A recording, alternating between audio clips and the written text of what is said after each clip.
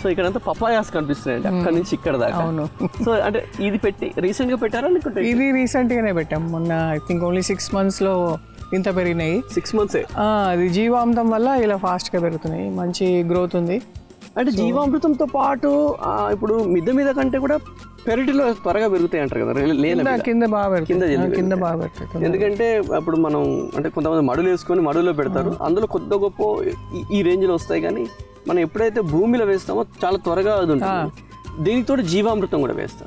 జీవామృతం అంటే అందులో ఏమేమి ఉంటుందండి? జీవామృతం అంటే ఏం లేదు, cow dung, cow urine and the శనగపిండి, ఇంకా మట్టి, పుట్టమట్టి, ఇవన్నీ కలపాలి.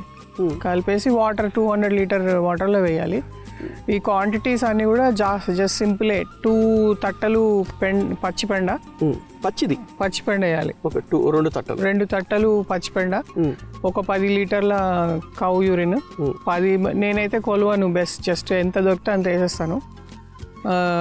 ఒక 1/2 kg పిండి, కేజీ కూడా వేసుకోవచ్చు. బెల్లం మర్చిపోయినా, బెల్లం మెయిన్ ఇంగ్రీడియంట్.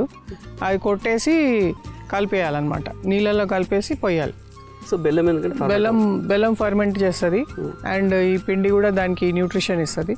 సో బెల్లం కరగొట్టేసి వేసేయాలి. కొంచెం మట్టి, ఒక హ్యాండ్ఫుల్ ఆఫ్ మట్టి, ఒక పిడికెడు మట్టి వేసేసి డ్రమ్లో వేసేసి ఫుల్ నిండా నింపేసేయాలి. 200 లీటర్స్. మనకి చిన్న డ్రమ్ ఉంటే దాని తగ్గట్టు వేసుకోవాలి క్వాంటిటీస్.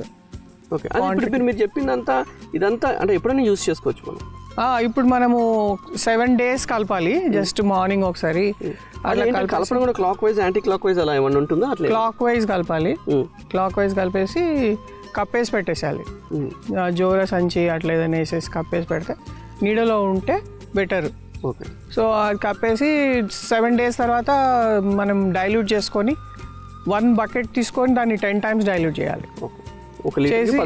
చేసి డైరెక్ట్ ఇవ్వచ్చు, లేదంటే డ్రిప్లో కూడా మనం ఫీడ్ చేయొచ్చు.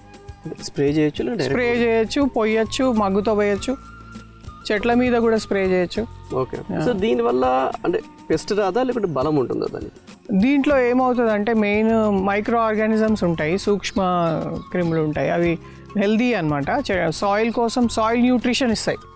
అది లోపలికి వెళ్ళినాక మనకి కావాల్సిన న్యూట్రిషన్ మొత్తం సాయిల్కి వచ్చేస్తుంది. మైక్రో న్యూట్రియంట్స్ ఉంటాయి కదా, అవి వస్తాయి. తర్వాత అవి ఉన్నందుకు, జీవామృతం ఉన్నందుకు ఎర్త్ వామ్స్ ప్రొడ్యూస్ అవుతాయి. ఎర్త్ వామ్స్ అటు ఇటు తిరుగుతున్నప్పుడు మనకి సాయిల్ కండిషనింగ్ ఉంటుంది, పోరస్ అయిపోతుంది సాయిల్. సో 4-5 రకాలుగా హెల్ప్ చేస్తుంది. సాయిల్ అయిపోతుంది కాబట్టి యాక్చువల్గా గుల్ల అయిపోతుంది. ఈ మధ్య ఎర్త్ వామ్స్ ఎర్రలంటే ఎర్త్ వామ్స్ ఎక్కడ కనిపించట్లేదు. ఎందుకంటే ఆ ఎర్త్ వామ్స్ ఎంత డెలికేట్ ఉంటాయంటే కెమికల్ అనేది జస్ట్ ఇంత % ఉన్నా సరే చచ్చిపోతాయి. సో ఎక్కడ ఈ మధ్య ఇంతకుముందు అలా పోతూ అక్కడెక్కడ చూస్తాం కానీ ఇప్పుడు ఎక్కడ కనిపించట్లేదు. తవ్వుతే కనిపిస్తాయి అవి. అంటే కెమికల్ ఉన్నా కానీ రావు, కెమికల్ ఉంటే రావు, మనం తవ్వుతే ఇప్పుడు కనిపిస్తాయి. సో జీవామృతం మనం ఆవు పేడ, ఆవు